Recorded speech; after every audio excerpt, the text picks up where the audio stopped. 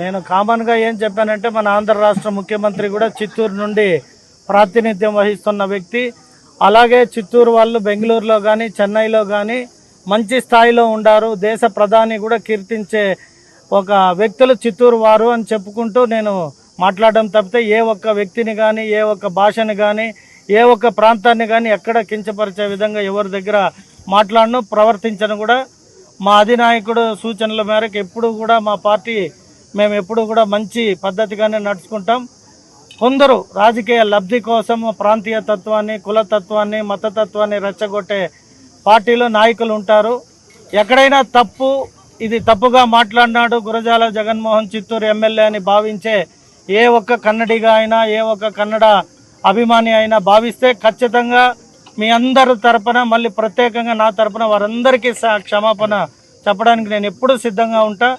నాకు తెలిసిన ఒకే ఒకటి ఏమరా అంటే ఇక్కడి నుండి పోయినప్పుడు ఆ ప్రజలు ఆ ప్రాంతం నన్ను ఆదరించింది. ఇదివరకు నేను అనేక సభల్లో చెప్పుంటా ఇక్కడ నుండి పోయి బెంగళూరులో బాగా బతికి అక్కడి నుండి తిరిగి సొంత ఊరికి వచ్చి అభివృద్ధి చేయాలనే ఒక మంచి లక్ష్యంతో వచ్చిన వ్యక్తిని అని చెప్పాను.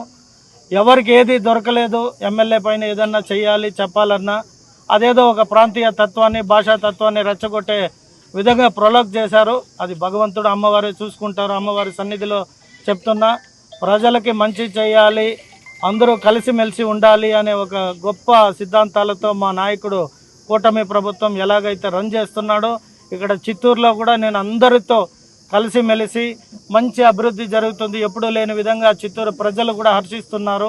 దీన్ని ఓర్చుకోలేని కొందరు నాయకులు రోజు హడావిడి చేస్తుంటారు. అక్కడెక్కడో పోయి ఒక ఇసుక లారీని పట్టుకొని ఇసుక తరలిపోతూ ఉంది. గడిచిన 5 ఏళ్ళు మీ అందరి ముందర చెప్తున్నా మొత్తం సిట్ ఎంక్వైరీకి ఈ గడిచిన 2 ఏళ్లతో సహా కూడా వేయమని నేను కోరుకుంటా మా ముఖ్యమంత్రిని.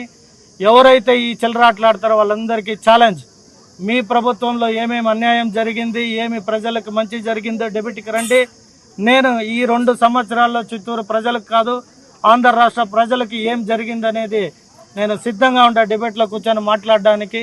ఏవో పనికి మాలిన కులతత్వమో రాజకీయంగా మతతత్వాలు ప్రాంతీయ తత్వాలని రెచ్చగొట్టి లబ్ధి పొందుద్దామని ఎక్కడైనా కూడా చిత్తూరు వారు గొప్పగా ఉండారు అని చెప్పినాను.